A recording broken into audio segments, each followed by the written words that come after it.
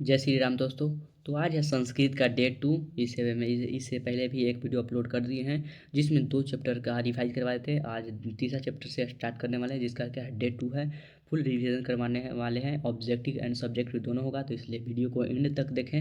ये किसके लिए, तो बिहार बोर्ड वालों के लिए संस्कृत का है। ठीक है, तो चलिए स्टार्ट करते हैं। इससे पहले वाले वीडियो में क्या कर रहे थे, 2 चैप्टर करवा दिए थे, इसलिए हम तीसरा चैप्टर से आज स्टार्ट करने वाले हैं। और यहाँ से हम आपका ऑब्जेक्टिव एंड सब्जेक्टिव क्या करवाएंगे, रिवाइज करवाएंगे, साथ ही साथ आपको याद करवाते चलेंगे ताकि आपको याद करने में कोई दिक्कत ना हो। इसलिए इस वीडियो को पूरा एंड तक देखें। ठीक है, पहला पॉइंट है कि आलस कथा पाठ के लेखक कौन है, तो विद्यापति है। पूछेगा कि आलस कथा पाठ के लेखक कौन है, तो विद्यापति हैं। विद्यापति क्या है, तो लोकप्रिय मैथिली भाषा के कवि हैं। पूछेगा कि इनमें से कौन मैथिली भाषा के लोकप्रिय कवि हैं, तो विद्यापति जो है मैथिली भाषा के लोकप्रिय कवि हैं।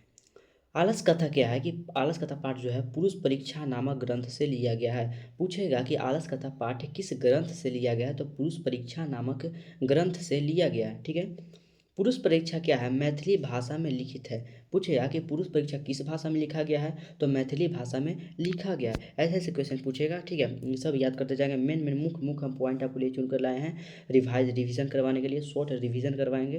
ठीक है, और तो प्लीज़ वीडियो को एंड तक देखें एंड चैनल को सब्सक्राइब कर लें। अगला पॉइंट है, पुरुष परीक्षा ग्रंथ कथा के रूप में मानव के विभिन्न गुणों के महत्व का क्या करता है, वर्णन करता है एवं दोष निराकरण की क्या देता है, शिक्षा देता है। पुरुष परीक्षा जो भाई ग्रंथ है ना, ये मानव पुरुष परीक्षा ग्रंथ है, ये क्या करता है कि मानव के जो विभिन्न गुण होता है, उनके जो विभिन्न गुण होता है, दोष होता है, उसके बारे में क्या करता है, वर्णन करता है, इसको उसकी शिक्षा देता है। कौन, तो पुरुष पुरुष परीक्षा नामक ग्रंथ है। इस पाठ में क्या है कि इस पाठ में आलस्य नामक दोष पर व्यंग किया गया। मतलब इस पाठ में मुख्य रूप से आलस्य के बारे में बताया गया कि आलस्य हमें नहीं करना चाहिए। नीतिकार क्या मानते हैं, आलस्य को महान शत्रु मानते हैं। जो नीतिकार है, मतलब जो इसके कवि विद्यापति जी हैं, वो क्या मानते हैं, आलस्य को शत्रु मानते हैं। आलस्य भाई महाशत्रु है, आलस्य को महान शत्रु मानते हैं। ठीक है, मिथिला में क्या रहता था, वीरेश्वर नामक एक मंत्री रहता था जो क्या करता, आलसियों को प्रतिदिन भोजन करवाता था। वीरेश्वर मंत्री जो बहुत ही क्या था, दानशील था। वीरेश्वर के क्या था, स्वभाव से दानशील और क्या था, कार्य कुशल था।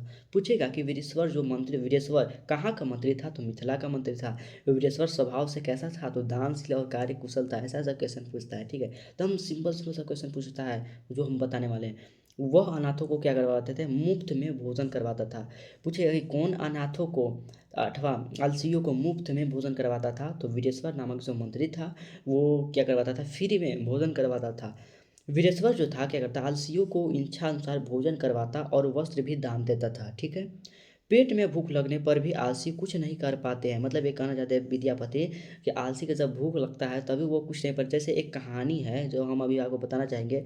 एक दो क्या थे, 2 आलसी थे। ठीक है, वो जा रहे थे कहीं, उनको जाते जाते मतलब नींद आने लगी। तो एक पेड़ था, उसके आम का पेड़ था, उसके नीचे विश्राम करने लगे, वो यहाँ सोने लगे। और भाई भूख भी बहुत ज़ोरों से लगी थी। तो वो क्या किया, देखे क्या हुआ कि देखे कि आम गिरा हुआ है। ये को कहा कि नहीं तू जा, वो कहा कि नहीं तू जा। आपस में लड़ गए लेकिन आम नहीं खा पाए। वही दूसरा कोई आया, उठा के खा के चल दिया। बताओ, ये होता है आलसी। ठीक है, ऐसा आलसी नहीं करना चाहिए। पेट में भूख लगने पर भी आलसी कुछ नहीं कर पाते हैं। आलसी परिश्रम करना नहीं चाहते हैं। आलसी जो होता है वो परिश्रम करना नहीं चाहता है कि हमें परिश्रम करना पड़ेगा। अगर परिश्रम करना ही चाहता तो उसे आलसी कहा जाता, नहीं कहा जाता आलसी। ठीक है, आलसियों को मुफ्त में भोजन मिलता है। पूछेगा कि आलसियों को मुफ्त में भोजन कौन करवाता था, तो मिथिला का जो मंत्री था वीरेश्वर, वही जो था आलसियों को मुफ्त में भोजन करवाता था।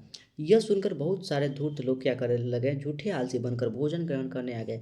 क्या हुआ ना कि जब वीरेश्वर नामक मंत्री आलसी लोगों को भोजन देने लगे मुफ्त में, तो अगल बगल जो थे वो देख कर सोचे कि अरे भाई इसको तो फ्री में खाना मिल रहा है, क्यों ना हम भी चले झूठे झूठो कह के धूर्त मतलब कि हम आलसी हैं, झूठे झूठे कहकर आप भोजन ग्रहण कर लें। इसलिए जो है वो चले जाते थे खाना। ये असली आलसी जो थे, जो जो आलसी जो थे मुख्य रूप से वो कितने थे, 4 आलसी। इसमें जो है 4 आलसी के बारे में वर्णन किया गया है। आलसियों की परीक्षा लेने के लिए आलसशाला में कर्मचारियों ने जब सो रहे थे तब आग लगा दी। तो क्या हुआ ना कि आलसी के अलावे भी अन्य लोग आकर भोजन करने लगे आलसियों का बहाना बना के कि हम आलसी आदमी हैं, ठीक है, ऐसा बहाना बना के, जिससे भाई खर्च तो बढ़ गया।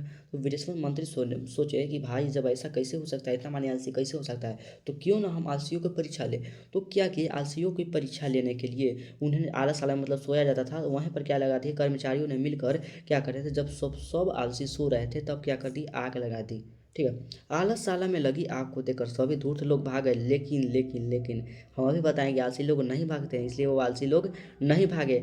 आलसशाला में लगी आग को देखकर सभी धूर्त लोग तो भाग गए, लेकिन आलसी लोग नहीं भागे।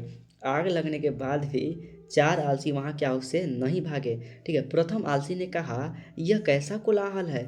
जब आग लगा भाई, क्या बोलते हैं कि जब आलस कथा में इसमें आग लग गया, पूरा आग लग गया, चारों ओर से सूतल था। एक वो बोल रहा है ना, प्रथम आलसी बोला ना कि ये भाई कैसा कोलाहल है, क्या हो रहा है, ये सब क्या कर रहा है। तो दूसरा आलसी बोल रहा है कि लगता है आलसशाला में आग लगी। एक बोल रहा है कि भाई क्या हो रहा है, दूसरा बोल रहा है कि लगता है आलसशाला में आग लगे, दूसरा समझ भी गया। और तीसरा बोल रहा है कि कोई आसपास कोई धार्मिक पुरुष नहीं है जो हमारे ऊपर जल से भीगा कपड़ा डाल दे। बताओ, इतना आलसी है सब साला ओकनी। और ये तीसरा बोल रहा है कि कोई आसपास भाई कोई धार्मिक व्यक्ति नहीं है जो हमारे ऊपर जल से भीगा कपड़ा डाल सके। तो चौथा आलसी बोलता है, अरे यार चुप रहो ना यार, कितना बोलता हो तुम लोग, चुप रहो, शांत नहीं रख सकते हो यार। बताओ कैसा कैसा आलसी है। ऐसा ऐसा पाठ हुआ। आगे क्या हुआ कि चारों आलसियों को कर्मचारियों ने यहाँ केस पकड़ कर बाहर किया। जब क्या हुआ, आप जब बाहर नहीं निकलेगा तो कर्मचारियों ने तो पकड़ा लिया गया कि हाँ यही चार मुख्य आलसी हैं। तो क्या किए कि उनको बाहर निकालेंगे, उनको बचाने के लिए क्या किया, केस पकड़ कर बाहर निकाले। तो ये क्वेश्चन पूछ सकता है कि चारों आलसियों को कर्मचारियों ने क्या पकड़ कर बाहर निकाला था, तो केस पकड़ कर बाहर निकाला था। जब सब सो रहे थे तब आलसशाला में आग लगाई गई थी। पूछेगा क्वेश्चन कि कब आलसशाला में आग लगाई गई थी, तो जब सब सो रहे थे उस समय आलसशाला में आग लगाई गई थी। आलसशाला में आग आलसियों की परीक्षा के लिए लेने के लिए लगाई गई थी। आलसशाला में आग आलसियों की परीक्षा लेने के लिए लगाई गई थी। अगला बात है कि स्त्रियों का रक्षक कौन होता है, पति। पूछेगा कि स्त्रियों का रक्षक कौन होता है, तो पति होता है। बच्चों का रक्षक माता होती है। आलसियों का रक्षक कौन होता है, कार्यशील एवं दानशील लोग होते हैं। सारे सुखों का मूल क्या है, साधन श्रम है। पूछेगा कि सारे सुखों का जो मूल साधन है वो क्या है, श्रम है। धूर्त लोग क्या होते थे, धूर्त लोग भोजन ग्रहण करने के लिए बनावटी आलसी का रूप धारण कर लिया करते थे। अब देखो 2 अंक के प्रश्न है जो काफ़ी ज़्यादा VVI है, इस चैप्टर से बहुत क्वेश्चन पूछता है, वो अच्छा क्वेश्चन पूछता है, यही सब क्वेश्चन पूछेगा, इससे अलावा बाहर क्वेश्चन पूछेगा ही नहीं। पहला क्वेश्चन है कि आलस कथा से क्या शिक्षा मिलती है। तो बोलेंगे कि आलस कथा पाठ से हमें यह शिक्षा मिलती है कि आलसियों का भरण पोषण कर्मशील अर्थात दयावानों के बिना संभव नहीं है। आलसी काम नहीं करते, ऐसी स्थिति में वे किसी के सहारे ही क्या रहते हैं, जीवित रहते हैं। आलस्य एक क्या है, महान शत्रु है, अतः हमें आलस का क्या करना चाहिए, त्याग करना चाहिए। मतलब आलस कथा से हमें यह शिक्षा मिलती है कि इस पाठ के अनुसार आलसियों का भरण पोषण कार्यशील लोगों के बिना संभव नहीं है, इसलिए हमें आलस नहीं करना चाहिए। आलस एक महान शत्रु है, अतः आलस का क्या करना चाहिए, त्याग करना चाहिए। दूसरा क्वेश्चन है कि आलसशाला के कर्मचारियों ने आलसियों की परीक्षा क्यों ली, आखिर परीक्षा क्यों ली। तो अभी बताएं कि आलसशाला में क्या होता था कि बहुत सारे धूर्त लोग बनावटी आलसी बनकर भोजन और वस्त्र प्राप्त करने लगे थे, जिससे आलसशाला का खर्च क्या हो गया, बढ़ गया। अधिक खर्च को देखकर वहाँ के कर्मचारियों ने आलसियों की क्या ली, परीक्षा ली। बोलेंगे कि आलसशाला में बहुत सारे लोग धूर्त आलसी बनकर भोजन प्राप्त करने लगे, जिससे आलसशाला का खर्च बढ़ गया। अधिक खर्चे को देखकर वहाँ के कर्मचारियों ने आलसियों की परीक्षा ले ली। ठीक है, नेक्स्ट पॉइंट है कि आलसशाला के कर्मचारियों ने आलसियों को आग से कैसे और क्यों निकाला। तो इसका आंसर हो जाएगा कि जब आलसशाला में आग लगाई गई तो क्या हुआ कि कृत्रिम आलसी जो बनावटी आलस से रह रहे थे, बनावटी आलसी बनकर रह रहे थे, तो क्या हो गए, सभी भाग गए, लेकिन चार आलसी क्या हो गए, वहीं सोए रह गए। आग लगने पर बढ़ने पर भी वे बातचीत करते रहे। कर्मचारियों ने सोचा कि यदि इन्हें नहीं निकाला गया तो ये जल जाएंगे, इसलिए कर्मचारियों ने चारों आलसियों को उनके केस पकड़कर बाहर निकाला। ये पूछ सकते, काफ़ी ज़्यादा VI क्वेश्चन है, ये सब याद कर लीजिएगा। ठीक है, नेक्स्ट क्वेश्चन है कि आलसशाला में आग लगने पर क्या हुआ। तो उत्तर लिखेंगे कि आलसशाला में आग लगने पर सभी कृत्रिम आलसी तो भाग गए, लेकिन 4 आलसी सोए रह गए और आपस में बातें करते रहे। फैली आग को देखकर नियोगी पुरुषों की क्या गई, दया आ गई। उन्होंने सोचा कि यदि इन्हें नहीं निकाला गया तो ये क्या हो जाएंगे, जल जाएंगे। तब उन्होंने चारों आलसियों के बाल पकड़कर क्या उन्हें बाहर निकाल दिए। ऐसा ऐसा एकदम सिंपल सा उत्तर है, एकदम याद हो जाएगा। नेक्स्ट क्वेश्चन है कि विद्यापति कौन थे, उन्होंने किस ग्रंथ की रचना की, पठित पाठ के आधार पर बताइए। आंसर लिखेंगे कि विद्यापति एक महान मैथिली कवि थे, कवि एवं क्या थे, लेखक थे। उन्होंने पुरुष परीक्षा नामक ग्रंथ की रचना की। संस्कृत भाषा में लिखित पुरुष परीक्षा में कथा रूप में अनेक मानवीय गुणों के महत्व का क्या है, वर्णन है तथा दोषों के निराकरण की शिक्षा दी गई है। विद्यापति क्या है, लोकप्रिय मैथिली कवि थे। उनकी ख्याति मैथिली विषयों के साथ साथ संस्कृत विषय में भी क्या थी, अत्यधिक थे। जो विद्यापति थे यह एक महान मैथिली कवि थे, जिन्होंने पुरुष परीक्षा नामक ग्रंथ की रचना की। इन्होंने इनमें बताया है कि दोष के निराकरण के लिए एवं गुण के आने के लिए इसमें बताए हैं बात। ठीक है, नेक्स्ट क्वेश्चन है कि आलस कथा का क्या संदेश है। आलस कथा का क्या संदेश है अथवा आलस कथा पाठ में किस पर चर्चा की गई है। तो आलस कथा का संदेश है कि आलस एक क्या है, महान रोग है। आलस एक क्या है, महान रोग है। जीवन में विकास के लिए व्यक्ति का कर्मठ होना क्या है, आवश्यक है। मतलब आलस कथा का संदेश यही है कि आलस एक महान रोग है, हमें आलस नहीं करना चाहिए। जीवन में एक विकसित व्यक्ति के लिए कर्मठ होना आवश्यक है। आलस शरीर में रहने वाला महान शत्रु है, जिससे अपना, परिवार का और समाज का क्या होता है, विनाश क्या हो जाता है, अवश्य भावी हो जाता है। ठीक है, याद कर लेना ये सब। ठीक है, नेक्स्ट क्वेश्चन है कि आलस कथा पाठ का 5 वाक्यों में क्या दे, परिचय दे। तो ये लिखेंगे कि यह का पाठ विद्यापति द्वारा रचित पुरुष परीक्षा नामक ग्रंथ से लिया गया है। विद्यापति ने मैथिली, अवहट तथा संस्कृत तीनों भाषाओं में ग्रंथ रचना की। पुरुष परीक्षा में धर्म, अर्थ, काम आदि विषयों से संबंधित अनेक रोचक तथा कथाएं दी गई है। आलस कथा में आलस्य के निवारण की प्रेरणा दी गई है। इस पाठ से संसार की विविध गतिविधियों का भी क्या मिलता है, परिचय मिलता है। मतलब आलस कथा पाठ से हमें आलस कथा पाठ में बोलेंगे कि आलस कथा के जो रचयिता है वो विद्यापति जी हैं। विद्यापति ने अनेक रचना की है। विद्यापति ने मैथिली में अनेक रचना की है। पुरुष परीक्षा नाम की इन्होंने ग्रंथ लिखा है। पुरुष परीक्षा में इन्होंने धर्म, अर्थ, काम आदि विषय से संबंधित अनेक रोचक कथाएं दी है। आलस कथा में आलस्य के निवारण की क्या दी, प्रेरणा भी दी गई है। ऐसा ऐसा लिखना है। आलस कथा में मतलब 4 आलसी उसमें लिए गए हैं। ठीक है, नेक्स्ट क्वेश्चन है कि चारों आलसियों के वार्तालाप को अपने शब्दों में लिखें। तो लिखेंगे कि चारों आलसी निश्चित होकर अपने आलस्य को सिद्ध कर रहे थे। एक ने मुंह ढोकर कहा कि अरे इतना शोर क्यों है। दूसरे ने कहा लगता है इस घर में आग लगे है। फिर तीसरे ने बोला कि कोई धार्मिक व्यक्ति नहीं है जो हम पर पानी से भीगा कपड़ा डाल दे। तो चौथे ने कहा कि इतना बोलने से अच्छा है चुप रहो, इतना हल्ला तुम लोग क्यों कर रहे हो। ऐसा ऐसा बात हुआ था। ठीक है, ये चैप्टर खत्म हो गया, ये चैप्टर का रिवीजन खत्म हो गया। ये जितना हमें पढ़ा है हम सब याद कर लीजिएगा। अब है नेक्स्ट चैप्टर है और संस्कृत साहित्य लेखक है, जो परीक्षा की दृष्टि से क्या है, काफ़ी ज़्यादा महत्वपूर्ण है। परीक्षा की दृष्टि से क्या है, काफ़ी ज़्यादा महत्वपूर्ण है। क्या है कि इसका रिविजन स्टार्ट कर रहे हैं। तो बोला कि समाज रूपी गाड़ी किससे चलती है, तो पुरुष और नारी दोनों से चलती है। पूछेगा कि समाज रूपी गाड़ी किससे चलती है, तो समाज रूपी गाड़ी जो है वो पुरुष और नारी दोनों से चलती है। संस्कृत के साहित्य में दोनों का क्या है, सम्मान महत्व है। पुरुष और नारी का जो है सम्मान महत्व है संस्कृत के क्षेत्र में, संस्कृत के साहित्य में। प्राचीन काल से ही क्या होता है कि संस्कृत के साहित्य को समृद्ध बनाने में स्त्रियों का योगदान क्या है, अधिक रहा है। वैदिक युग में मंत्रों का उच्चारण केवल पुरुष ही नहीं बल्कि स्त्रियां भी करते थे। पूछेगा कि वैदिक युग में मंत्रों का उच्चारण पुरुष मतलब कौन कौन करते थे, तो पुरुष भी और स्त्रियां भी। ये क्वेश्चन नहीं पूछ सकता है। ये क्वेश्चन पूछ सकता है कि ऋग्वेद कितने हैं, तो 24 ऋग्वेद में 24, अर्थवेद में 5 एवं लौकिक संस्कृत में 40 कवित्रियों का वर्णन है। ये पूछ सकता है कि ऋग्वेद में कितने महिलाओं का वर्णन है, तो 24, अर्थवेद में कितने कवित्रियों का वर्णन है, 5, लौकिक संस्कृत में तो 40। पूरे लौकिक संस्कृत में बात करें तो कितना है, तो 40। लौकिक संस्कृत में ऋषिकाओं के 150 पद मिलते हैं। पूछेगा कि लौकिक संस्कृत में ऋषिकाओं के कितने पद मिलते हैं, तो 150 पद मिलते हैं। वृद्धरण्यकोपनिषद में याकल्प की पत्नी मैत्रेयी का वर्णन दार्शनिक रूप से है। पूछेगा कि वृद्धरण्यकोपनिषद में किसकी वर्णन किया गया है, तो याकल्प की पत्नी मैत्रेयी। पूछेगा कि याकल्प की पत्नी का क्या नाम था, मैत्रेयी। मैत्रेयी किसकी पत्नी थी, तो याकल्प की पत्नी थी।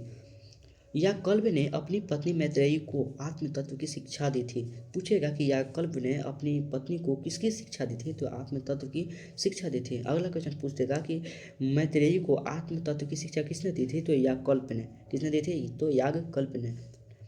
अगला क्वेश्चन, जनक की सभा में शास्त्रों के कुशल जो गार्गी थे कौन थे, वाजपेयी थे। कौन थे, वाजपेयी थे। महाभारत में सुलभा का वर्णन मिलता है। पूछा है कि महाभारत में किसका वर्णन मिलता है, तो महाभारत में सुलभा का वर्णन मिलता है। किसका वर्णन मिलता है, तो महाभारत में सुलभा का वर्णन मिलता है। लौकिक संस्कृत में 40 कवित्रियों में प्रथम कल्पना किसकी है, विजयांका की है। सो लौकिक संस्कृत में उसमें जो सबसे अच्छा जो परफॉर्मेंस की है वो कौन है, तो विजयांका है। विजयांका कौन थी भाई, तो श्याम वर्ण की थी। क्या थी, मतलब विजयांका तो थी, क्या थी, श्याम वर्ण की थी। विजयांका को क्या था, नीलोचन श्यामा कहा जाता है। दांडी ने विजयांका को साक्षात सरस्वती कहा है। पूछा कि साक्षात सरस्वती किसे कहा गया है, तो विजयांका को। किसने कहा है, तो दांडी ने विजयांका को साक्षात सरस्वती कहा है। विजयांका का काल क्या था, तो आठवीं शताब्दी में माना जाता है। पूछेगा कि विजयांका का काल किस काल में माना जाता था, तो 8वीं शताब्दी में माना जाता था। विजयांका का काल किस शताब्दी में माना जाता था, तो 8वीं शताब्दी में माना जाता था। ठीक है। चालुक्य वंश के राजा। पूछेगा कि चालुक्य वंश के शासक कौन थे, तो चंद्रादित्य थे। चंद्रादित्य की पत्नी का क्या नाम था, तो विजय भद्रिका था। विजय भद्रिका के पति का क्या नाम था, तो चंद्रादित्य था। बहुत लोगों का मानना है कि विजय भद्रिका ही क्या थे, विजयांका थे। बहुत लोगों का मानना है, बट ये वैसा नहीं है। शीला भट्टारिका, देवकुमारिका, रामभद्रा, प्रभवती दक्षिण भारत की क्या है कविता। पूछेगा कि इनमें से कौन दक्षिण भारत की कवित्रियाँ नहीं है। ये 3 को ऑप्शन दे देगा, एक में दूसरा डाल देगा, तो उसी में चुनना है। ठीक है। विजयनगर के राजा ने संस्कृत भाषा के संरक्षण के लिए काफ़ी प्रयास किए। पूछेगा कि किस किस जगह के राजा ने संस्कृत भाषा के संरक्षण के प्रयास किए, तो विजयनगर के जो राजा थे वो क्या किए, संस्कृत भाषा के संरक्षण के लिए प्रयास किए। कंपन राय की पत्नी का क्या नाम था, तो गंगा देवी था। पूछेगा कि कंपन राय की जो पत्नी है उनकी नाम क्या था, तो कंपन राय की पत्नी का नाम क्या था, तो गंगा देवी था।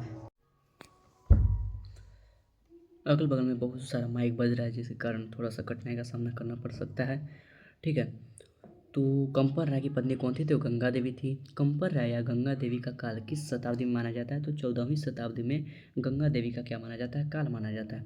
गंगा देवी ने मधुरा विजयम नामक महाकाव्य की रचना की। पूछेगा कि मधुरा विजयम नामक जो महाकाव्य की रचना की वो किसने की, तो गंगा देवी ने मधुरा विजयम नामक महाकाव्य की रचना की है। अगढार्य की पत्नी का क्या नाम था, तो तिलकंभा था। ठीक है। अगढार्य का जो काल था वो 16वीं शताब्दी में माना जाता है। तिलकंभा ने वरदाम्पिका पर्णम नामक चंपू काव्य की रचना की। पूछेगा कि वरदाम्पिका पर्णम क्या है, तो यह एक चंपू काव्य है। यह किसने रचना की है, तो तिलकंभा ने रचना की है।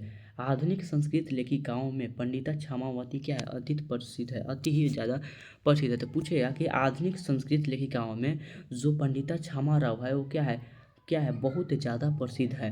पंडिता क्षमावती के पिता का नाम क्या था, शंकर पांडे था। पूछेगा कि पंडिता क्षमावती के पिता का क्या नाम था, तो शंकर पांडे था। शंकर चरितम के रचनाकार कौन है, तो पंडिता कुसुमावती हैं। शंकर चरितम के जो रचनाकार हैं वो कौन है, तो पंडिता कुसुमावती है। शंकर चरितम के रचनाकार पंडिता कुसुमावती हैं। पंडिता क्षमावती ने गांधी दर्शन से प्रभावित होकर सत्याग्रह गीता, मीरा लहरी, कथामृतवाली, चित्रपाठदिष्टा, ग्राम ज्योति इत्यादि अनेक ग्रंथ लिखे हैं। कौन लिखे हैं भाई, तो पंडिता क्षमावती ने किसके दर्शन से प्रभावित होकर ये सब लिखे थे, तो गांधी दर्शन से प्रभावित होकर ये सब इतना ज़्यादा रचना की है। ठीक है। आज सरस्वती पूजा है जिसके कारण अगल बगल डीजे बज रहा है, थोड़ा सा कठिनाई का सामना करना पड़ सकता है, इसलिए कोई दिक्कत नहीं, ध्यान से पढ़िए। उपनिषद में महिलाओं के योगदान का क्या करें, उल्लेख करें। उपनिषद में महिलाओं का क्या योगदान है उसका उल्लेख करना है। ये लघु उत्तरीय प्रश्न है, जो 8 क्वेश्चन पूछता है, 2 नंबर 8 2 8 16 नंबर का क्वेश्चन पूछता है। ठीक है। ये काफ़ी ज़्यादा महत्वपूर्ण रहता है। तो इसका उत्तर लिखेंगे बृहदारण्यक उपनिषद में याकल्प की पत्नी मैत्रेयी की दार्शनिक रुचि का वर्णन है। जनक की सभा में गार्गी प्रसिद्ध थी। महाभारत में सुलभा का वर्णन है। लौकिक संगीत में महिलाओं के 150 पद देखने को मिलते हैं। मतलब ये बताना है कि महिलाओं को क्या योगदान है, तो महिलाओं के जो है बहुत सारे योगदान है भाई। मैत्रेयी के भी बहुत सारे योगदान है। उनकी जनक सभा में जैसे गार्गी प्रसिद्ध थी, महिलाओं के 150 पद देखने को मिलता है। किसमें, लौकिक संस्कृत में भी मिलता है। महाभारत में सुलभा का वर्णन है, इत्यादि ये सब है वर्णन। ठीक है। नेक्स्ट क्वेश्चन है कि संस्कृत साहित्य लेखिका पाठ से हमें क्या संदेश मिलता है। तो जो संस्कृत साहित्य लेखिका है, इस पाठ से हमें यह संदेश मिलता है कि संस्कृत साहित्य के विकास में महिलाओं का क्या है, महत्वपूर्ण योगदान है। संस्कृत भाषा की समृद्धि में पुरुषों के समान महिलाएं भी चलती रही है। वैदिक युग से आधुनिक समय तक ऋषिकाएं, कवित्री एवं लेखिकाएं आदि ने काफ़ी ज़्यादा क्या दिया है, योगदान दिया है। तो पूछेगा कि संस्कृत लेखिका पाठ से हमें क्या शिक्षा मिलती है, तो हमें यह संदेश मिलता है कि इस पाठ में संस्कृत साहित्य के विकास में महिलाओं का महत्वपूर्ण योगदान है, उसके बारे में वर्णन किया गया है। इसमें क्या है कि पुरुषों के समान महिलाएं भी चलती रही है। वैदिक युग से आधुनिक समय तक ऋषिकाएं, कवित्रियाँ एवं लेखक आदि ने काफ़ी ज़्यादा योगदान दिया है। नेक्स्ट क्वेश्चन है कि विजयनगर राज्य में संस्कृत भाषा की क्या स्थिति थी, 3 वाक्यों में उत्तर दे। तो विजयनगर के सम्राट संस्कृत भाषा के संरक्षण के लिए किए गए प्रयास बहुत ही ज़्यादा सराहनीय हैं। उनके अंतःपुर में भी संस्कृत रचना में क्या थी, कुशल रानियाँ थी। महारानी विजयभद्रिका ने बहुत सारे संस्कृत साहित्य की क्या की है, रचना की है। नेक्स्ट क्वेश्चन है कि संस्कृत में पंडिता क्षमा राव है, पंडिता क्षमावती नहीं, पंडिता क्षमा राव के योगदान का वर्णन करें। तो संस्कृत साहित्य में आधुनिक समय की जो लेखिकाओं में पंडिता क्षमा राव है, वो क्या है, काफ़ी ज़्यादा प्रसिद्ध है। शंकर चरितम उनकी अनुपम रचना है। गांधी दर्शन से प्रभावित होकर उन्होंने सत्याग्रह गीता, मीरा लहरी, कथामृत वाली, चित्रपाठिस्ता, ग्राम ज्योति आदि रचनाएं की है। नेक्स्ट क्वेश्चन है कि संस्कृत साहित्य में दक्षिण भारतीय महिलाओं के योगदान का वर्णन करें। तो चालुक्य वंश की महारानी विजयभद्रिका ने लौकिक संस्कृत साहित्य में महत्वपूर्ण योगदान दिया। लगभग 40 दक्षिण भारतीय महिलाओं ने 150 संस्कृत काव्यों की रचना की है। इन महिलाओं में गंगा देवी, तिलकम्भा, शीला भट्टारिका, देव कुमारिका, राम आदि प्रमुख है। पूछ रहा है कि जो संस्कृत साहित्य लेखिका है उसमें जो महिला है उसका योगदान बताइए। तो भाई उसमें महिला के बहुत ज़्यादा योगदान है। जैसे चालुक्य वंशी की महारानी विजयभट्टिका ने लौकिक संस्कृत साहित्य में महत्वपूर्ण योगदान दिया। लगभग 40 दक्षिण भारतीय महिलाओं ने भी 150 भाई संस्कृत काव्य की रचना की है। इन महिलाओं में गंगा देवी, तिलकम्भा, शीला भट्टारिका, देव कुमारिका एंड राम के आदि बहुत ही ज़्यादा प्रमुख है। भाई अगल बगल बहुत ज़्यादा शोर हो रहा है, डीजे बज रहा है, तो इसलिए वीडियो को यहीं पर एंड करते हैं। और हम इसका आगे वाला वीडियो भी, जैसे 5वां चैप्टर है इसे अब स्टार्ट होगा, अगला वीडियो में भी या फिर डाल देंगे। ठीक है, तो यहाँ तक आज वीडियो एंड करते हैं। तो चैनल को प्लीज़ सब्सक्राइब कर लेंगे ताकि अगला वीडियो भी आपके पास पहुँच जाए। एंड शेयर लाइक करना नहीं भूलें। धन्यवाद।